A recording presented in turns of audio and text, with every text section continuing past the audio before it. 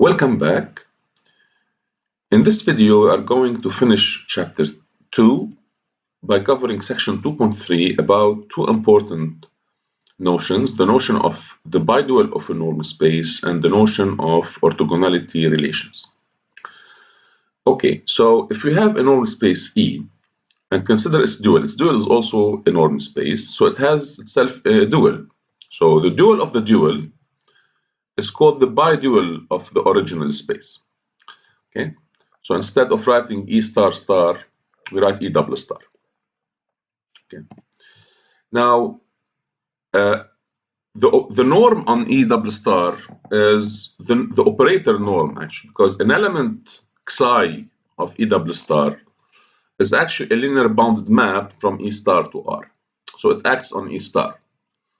Therefore, by definition, the norm of xi is the sup, which is not in general a max, of xi of f when f varies in the unit ball of E star. Okay. Now we can define in a natural way an injection between E and E double star. Okay, so take x in E. Okay, and consider the map from E star into R, that to each element f in E star, we associate its value at x. So it's an evaluation map. Okay, so here we fix x and we let f vary.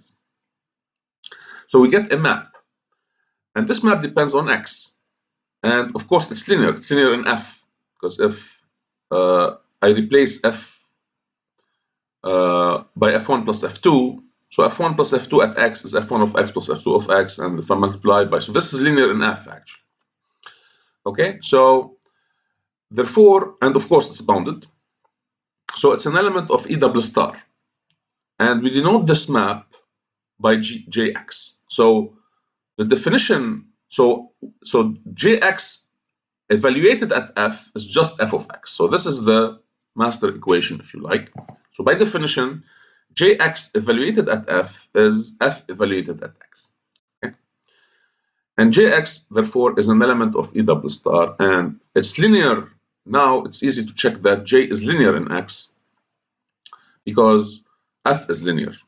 Right? So j of, if we replace x by x1 plus x2, you get the sum. If you multiply, it's easy to check that j is linear and of course bounded. And moreover, we can show that j is actually an isometry. Okay, this is a consequence of the analytic form of the Hahn-Banach theorem. Okay, so here's why the norm of jx is the norm of x. The norm of jx, by definition, is the operator norm. So just apply this equation. Okay, so this is the supremum of jx evaluated at f when f varies in the closed unit ball of E star. This is the definition. And now, since jx of f is equal to f of x, then this is the supremum of f of x as f varies in the closed unit ball of E star. Okay. Now, of course, you can drop the absolute value here, as you know. And by a corollary of the Hahn-Banach theorem, the supremum over f is actually the norm of x. Okay. And therefore, we know that this is a max actually. So this is a max. Okay, so it's achieved for some f in the closed unit ball. So this proves that actually j is an isometry from E to its image, but in general, j is not surjective. It may happen that j is surjective, but it's not necessarily surjective. If j is surjective, then this is a property of the space E, and you say that E is reflexive. Okay, and this is in general, E is isometric, is isometrically isomorphic to its image. Okay, so the image of E under this J is a subspace that we call J of E double star. So in general, we can identify, if we identify E with J of E, then we can write E as a subset of E double star. Okay, so we identify E with, so if you like, we can embed E in E double star. Okay. Now, If J is surjective, as we said, we say that the space E is reflexive. And this is a notion that we shall study in chapter 4 in details. But for now, let us give some examples. You can prove actually as an exercise that any Hilbert space and any finite dimensional space, norm space, is reflexive. Okay? Try to prove that on your own. It's a good exercise to test your understanding. But we will revisit this in chapter 4. We'll prove in chapter 5 that the LP spaces are also reflexive if P is between 1 and infinity, strictly. Now, the case 1 and infinity are in general not reflexive. So, particular, L1 of 0, 1 was the Lebesgue measure, and L infinity of 0, 1 are not reflexive. The spaces of sequences, small L1 and small infinity, are also not reflexive. The space of continuous maps from 0, 1 to R with the supremum norm is not reflexive. Okay? So we'll get back to this, but this is to tell you that some spaces are reflexive and some spaces are not. But reflexivity is actually a desirable property, and we'll see why this is the case in chapter 4. Now, let me just say a remark about notation. In order to avoid confusion, I will use the following notation. So if we have, in some reasoning, if we are considering a normal space E, we will denote its elements by letters of the form x, y, z, small x, y, e, okay? And the elements of its dual will be denoted by small f, small g, small h, and the element of the bidual will be denoted by xi, eta, zeta. Okay, so this puts some, it will be clear from the context what we are going to do. Now, but there are other notation actually. Some mathematicians use the notation x star to denote an element of E star, but x star is actually just a symbol. It's not something related, it's not a function of x. Okay, so I find this a little bit confusing okay, so it's better to denote. Now, we will break this convention actually when we work with spaces like C01 or LP of 01. We will denote their elements because an element of these spaces is a function itself. So we'll denote it by small f, small g, small h. And we'll denote an element of their dual by an element like capital T. Okay, so the context will tell you what, but in general, this notation, we will stick to this notation when we will prove general facts about normal spaces. Okay. Okay, now, so this concludes the first topic about the bidual. The second topic is orthogonal relations or orthogonal subspaces. The concept of orthogonality in an ordered space generalizes the notion of orthogonality in a pre-Hilbert space. Okay, so in principle, you know the definition of orthogonality because whenever we have an inner product, we can define orthogonality. So two vectors are orthogonal if their inner product is 0.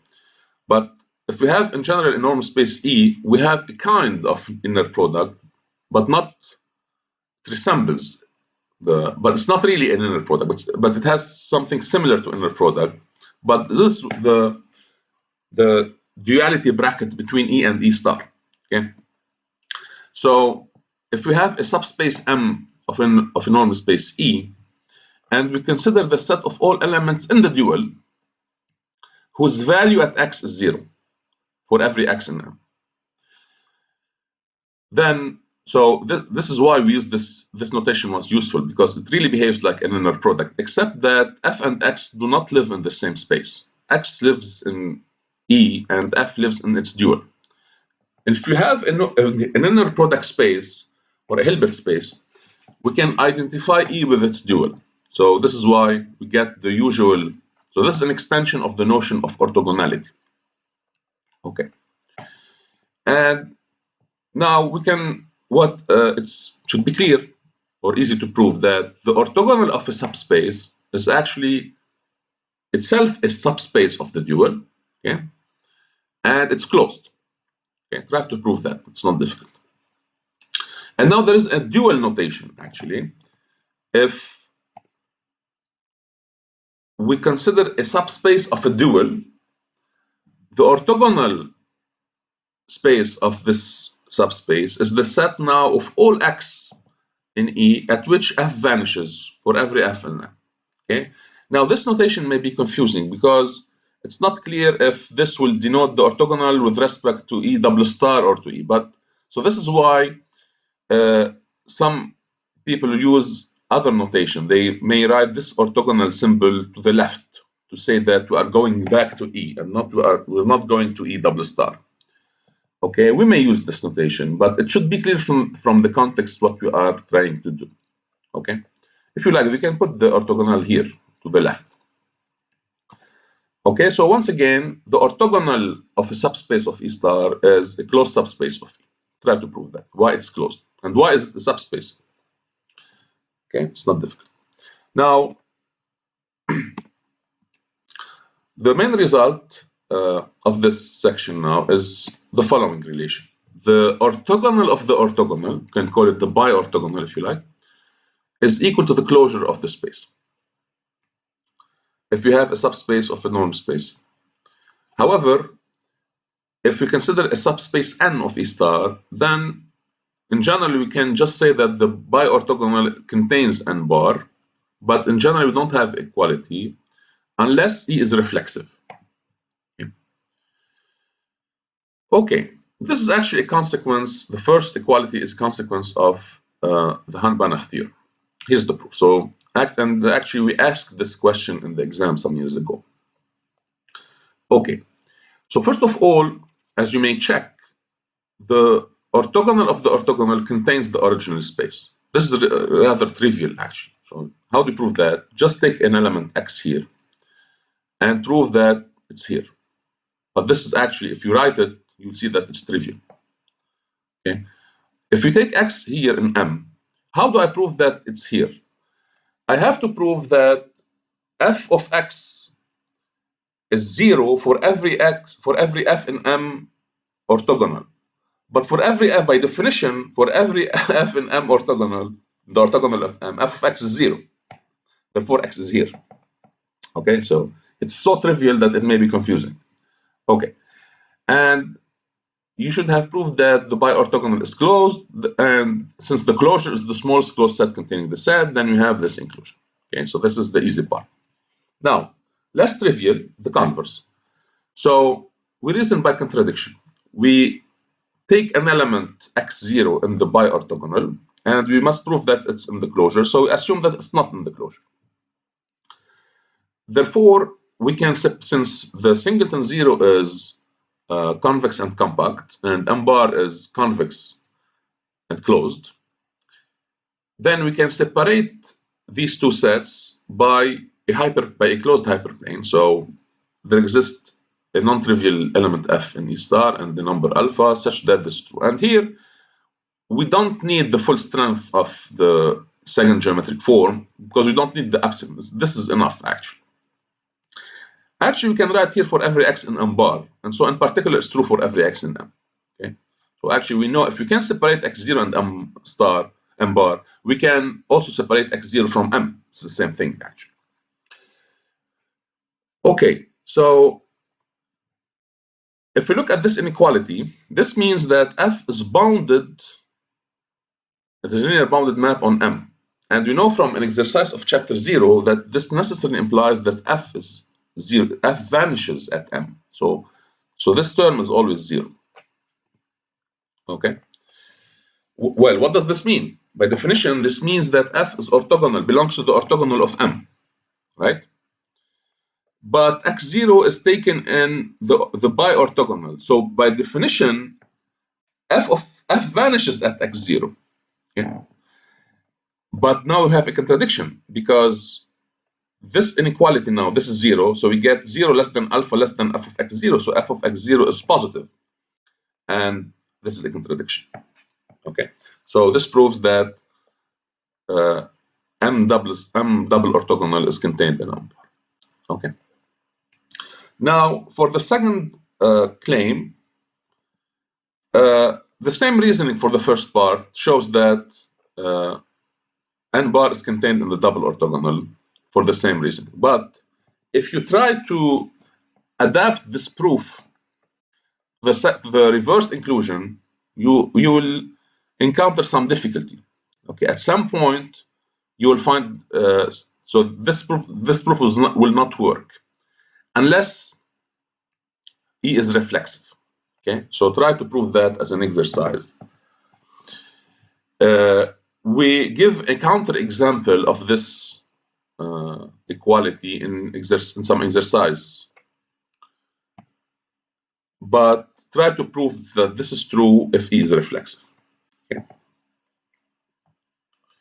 So this concludes the video and this chapter on Hahn-Banach theorems. So thank you for attention, and in the next video I will correct some exercises of chapter 2.